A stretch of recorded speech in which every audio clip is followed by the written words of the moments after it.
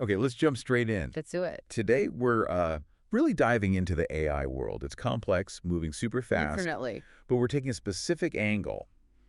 We want to unpack the landscape, the big large language models, everyone talks about LLM. Yeah, the GPTs, Claudes. Exactly. And then Uh, really dig into an alternative approach from a company called Versus AI. Right. And we've got a good stack of sources to work from here. Investor presentations from Versus, corporate updates, Uh-huh. a Forbes interview with the CEO, a Greenstock news piece on standards and announcements, even some technical papers, a Reddit thread, Wow. Okay. and interestingly, a stock report from MacroAxis, too. Quite a mix. So our goal, our mission here is pretty clear. Use only this material to figure out how it's different from. Versus says it's different, fundamentally different from LLMs. Right. Compare capabilities based just on what these sources say. Exactly. Look at their real-world applications, how they've prepped for this moment, point out some early wins, and then touch on the market side. Our LLMs may be hitting some limits. Could companies like Versus benefit as they start, actually selling this stuff and bringing in revenue? It's a good question. This is basically your shortcut to understanding this specific part of the AI puzzle. Okay, so let's set the stage first. The AI that's really got everyone's attention lately, it's mostly these general purpose models. Yeah, LLMs, GPT, Claude, Gemini. Our sources definitely flag them as strong in that general category. Right, they're amazing at writing, summarizing, translating, the kind of stuff you see day to day. Totally. But then the sources bring up this other idea, domain-specific AI. Domain specific. Yeah, and there's this Gartner prediction cited in one document that honestly made me look twice. By 2028, they think 50%, half of AI models will be domain-specific. Oh, 50%. From what? Less than 1% now. Exactly. It suggests a huge shift is coming, or at least predicted. Okay, so why does that distinction matter so much? What's the problem that domain-specific AI is supposed to solve, especially for, say, businesses? Well, it gets right to the heart of what businesses are grappling with. LLMs are, like we said, great generalists. But companies often have these really unique, complex problems. Specific to their industry. Right, precisely. Think about trying to manage a global supply chain in real time when things go wrong, or digging into super complex healthcare data, or understanding the actual physics for an autonomous car. A standard LLM isn't really built for that depth in one area. And the sources actually give this a name, don't they? The domain gap. They do. That's the term. The core issue, as presented here, is that businesses are finding it really tough to build the AI. They actually need the tailored, precise stuff using only these general tools. Right. In fact, one source, citing Gartner again, says 50% of companies might just give up on trying to build their own domain models by 2028. Give up. Half of them. Yeah, because it's apparently too difficult and expensive with the current approaches. Wow. Okay, that definitely signals that the general AI approach, while powerful, might not be the silver bullet for every single business problem out there. And this is where Versus AI comes in with this platform, Genius, positioning it as the answer to that domain gap. That's precisely how it's presented. Genius is framed as the platform designed specifically to close that gap. Okay, let's really get into the specifics then. How does Genius supposedly differ based on the comparisons we have in these sources? There was that chart you mentioned. Yeah, that chart is pretty stark. It puts Versus Genius side by side with major LLMs, OpenAI, Anthropic, etc., across different capabilities. Yeah. And the LLMs score high on general ability, no surprise there, but then they get X marks, basically no, for domain, reliability, explainability, and being adaptive. Okay, X is for the LLMs in those areas. Yeah. And Versus Genius. Check marks. Check marks for domain, reliability, explainability, and adaptive. But an X for general. Huh. So it's almost like they're saying it's the opposite kind of AI. Strong where the others are weak, and vice versa. That's certainly the positioning in this comparison. Uh. Now let's think about what those check marks actually mean for someone trying to solve a real problem. Right. Okay, domain. This means deep specialization. Genius is supposedly built for creating AI agents that are experts in one specific area, understanding the context, the rules, the relationships within, say, a factory's operations or financial market data. Really specific. Got it. Specialist, not generalist. What about the others? Right. Reliability, Yeah. adaptiveness. Right, so reliability and adaptiveness. Dynamic systems think supply chains, traffic, even biological systems. They're messy, volatile, uncertain, complex, ambiguous VUCA, right? Uh-huh. The sources emphasize that Genius is designed to handle this VUCA stuff, not just predict, but to reason, plan, learn on the fly, and update its understanding as the world changes. That's crucial for critical operations. Okay, that sounds important for anything real-time or high stakes. And the last one, explainability. Explainability. This is a big one they highlight because Verse's approach apparently models information and relationships explicitly. You can actually see the model, the connections it makes. The idea is that its outputs are human interpretable. So you can understand why it made a certain decision. Exactly why I recommended this action over that one. Yeah. For industries like healthcare, finance, anything regulated, that trust and transparency isn't just nice to have, it's often essential. Yeah, that explainability issue is definitely a hot topic. The whole black box problem with some current AI. Yeah. People want to know what's going on inside. For sure. And the sources also hint that Verses isn't just using different code, it's based on a different scientific philosophy. Oh, how so? They mention it's rooted in things like the free energy principle and active inference. These come more from physics and neuroscience, and the work is led by their chief scientist, Carl Friston. Okay. What does that mean in simple terms? Well, very simply, instead of just finding patterns in massive data sets like many deep learning models, this approach tries to build AI that actively seeks to understand its environment and reduce uncertainty, kind of like how living things operate. It's aiming for a different kind of, maybe deeper intelligence, more adaptive agents. Interesting. So a fundamentally different scientific foundation compared to the mainstream LLM approach. Mm. And it sounds like, based on our sources, Versus didn't just cook this up overnight. They've had a long-term strategy. Yeah, one source lays out this multi-year plan to prepare the tech and the market for what they're calling the intelligence age. Okay, what did that preparation involve? It wasn't just coding, you said. No, it seems much broader, more foundational. First, scientific depth. Collaborating with like over 20 universities worldwide, publishing papers, really trying to build a solid, mathematically proven basis for their approach to AI, making it smarter, safer. Right, building credibility. Then global standards. This seems really significant. They worked with bodies like the IEE and the Open Geospatial Consortium, OGC, on something called the Spatial Web Standards, P28874. Spatial web standards. What's Yeah. that about? Think of it like building the digital roads and traffic lights for AI agents. How do different AI systems interact reliably? How do you manage identity, trust, data rights when everything's connected and intelligent?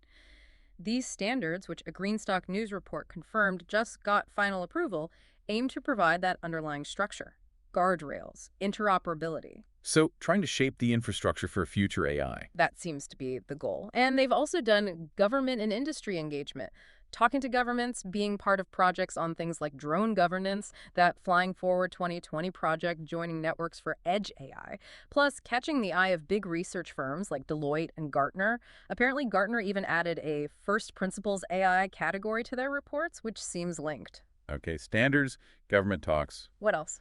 building the team. The source mentions bringing in people with heavy experience from places like Microsoft, NVIDIA, Amazon, to basically mature the platform faster. Right. It sounds less like just building a product and more like trying to lay the groundwork for a whole new ecosystem, shaping the future, not just playing in the present. That's the impression you get from these materials, yes. And all this groundwork, the science, the standards, the team, it seems to be translating into actual real-world applications now. The sources detail some early successes. Absolutely. The investor presentation, especially, lists quite a few commercial use cases where Genius is apparently already making a difference. Like what? Okay. Smarter autonomous vehicles, they cite research with Volvo showing big improvements in detecting vehicles and pedestrians, Okay. enhancing sonar analysis for defense, making it faster, and, crucially, giving estimates of uncertainty. Important for defense. Contributing to breast cancer detection, claiming better accuracy and speed than current methods. Wow. Automated species classification, identifying iris flowers with high accuracy, is one example given. Okay. Supporting smarter investment decisions, this was for a major global pension fund, helping predict macroeconomic events and analyze markets when things are uncertain. So finance, too. Yeah. Enabling a lunar digital twin for JPL and NASA, basically helping different systems work together for exploring the moon. A digital twin of the moon. Okay. And also healthcare, like insulin delivery optimization for diabetes, helping manage it adaptively when a person's condition is changing. Those are incredibly varied. Defense, finance, healthcare, space, biology. It's not just theory, then. Seems not. And there are more recent wins mentioned, too. What are those? That Greenstock News report highlighted a few things. Their digital brain apparently beat Google's top AI in some Atari game challenge. A benchmark win. Okay. A more commercially relevant, perhaps, they announced converting pilot projects into paying enterprise clients, one specifically mentioned in the UAE, and a major global investment firm upgraded to the full Genius Enterprise platform because their initial trial went well. Pilot conversions are key. Definitely. And Source 9 also mentioned earlier deals, reseller contracts with big warehouse management companies, and contracts with major U.S. pharmacy retailers. So, pulling all that together, the years of prep, the science, the standards, these specific use cases, the pilot conversions, the contracts, it all points towards commercialization being, well, here. Yes. The announcement of the commercial launch of the Genius platform in April 2025, mentioned in a couple of sources, really seems to mark that shift. It signals, the start of revenue generation in earnest. Right, selling the platform, not just testing it. And according to these sources, this is happening just as the wider market is starting to bump up against some of the limitations of the current LLM-focused approach. What kinds of limitations are starting to show based on what we read? Well, Source 9 was pretty blunt about it. Things like the absolutely staggering financial costs to develop and run these massive models. Yeah, you hear about that. Growing regulatory heat concerns about bias, misinformation, privacy, safety, and even legal challenges like copyright lawsuits. Those are definitely big hurdles, not just technical ones. For sure. And the sources suggest this relentless focus on just making models bigger and bigger, sometimes sacrificing transparency, efficiency, or adaptability, is making people question if they're really the right tool for every job, especially for critical enterprise tasks where you need trust and specificity. So if LLMs are potentially facing these headwinds, how do the sources position versus AI and Genius in this evolving market? Well, sources 1, 6, and 9 basically position Genius as the necessary alternative or like a complementary solution specifically for those enterprise needs where LLMs fall short. The domain-specific stuff. Exactly, where you Right. need reliability, explainability, adaptiveness to handle complexity. The argument presented is that their approach is uniquely built for those challenges. And Source 9 implies pretty strongly that as more businesses hit the practical walls of LLMs for these specific critical uses, versus different way of doing things could look more and more appealing. Almost like a changing tide. They use terms like abandon the LLM ship and versus tsunami in that source. Yeah, it's definitely framed as a potential market shift, driven by versus commercialization now kicking in and revenue starting. It's a bold narrative presented there. Okay, a narrative of technical advantage, strategic preparation, and now commercial readiness meeting a market need. But our sources also included that investor perspective, a different kind of signal. Right. That's important context. While most sources focus on the technology, the strategy, the early commercial signs, we also have that macro axis report from June 13th, 2025. It looks specifically at the stock VRSSAF. And its recommendation was quite different, wasn't it? It was. For investors with an above-average risk tolerance looking at a 90-day time frame, that specific macro axis report issued a strong sell recommendation for Versus AI. Strong sell. Okay, that definitely stands out against the positive momentum described elsewhere. What reasons did that report give for that rating? Based on its own analysis, it cited things like very weak volatility details, a dangerous hype condition, stale current valuation, being overvalued, having quite high odds of distress. Financial health and market perception issues, it sounds like. Yeah, and it also mentioned its economic sensitivity, almost neglects market trends, plus unavailable analyst consensus and concerns about reporting quality factored into their assessment at that time. Okay, so let's be really clear and impartial here. This is one report from one service on one specific date. It's suggesting, based on its financial metrics and market analysis then, a high degree of caution and risk for investors considering the stock in the short term. It's not necessarily a verdict on the long-term tech potential itself. Exactly. It's a snapshot based on their specific models and data. It focuses on financial indicators, market sentiment, volatility, things separate from whether the core technology works or has future potential. Right. And it serves as a critical reminder, as that source itself noted, that any investment decision needs way more than just reading about the tech. You need your own homework, your own due diligence, considering your own situation. Always. Absolutely essential. Okay, so let's try and wrap this deep dive up. What are the main takeaways from pulling all these different sources together?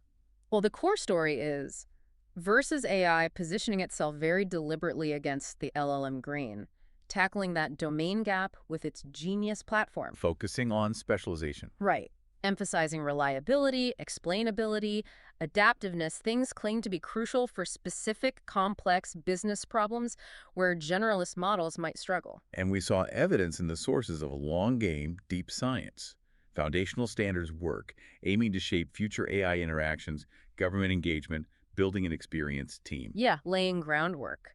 And that seems to be translating now into tangible applications across diverse industries. Finance, healthcare, defense, automotive, even space, plus those pilot conversions and contracts signaling that commercialization is happening, revenues are starting.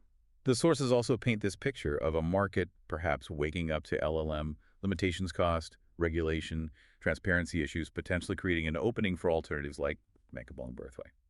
Versus especially where trust and domain expertise are non-negotiable. But crucially, we also have that counterpoint.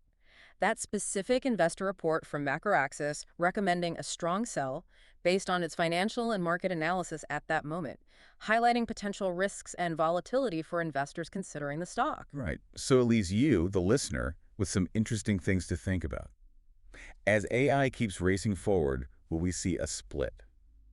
General models for broad tasks, but highly specialized, explainable, adaptive agents like Genius aims to be for the really critical domain-specific stuff.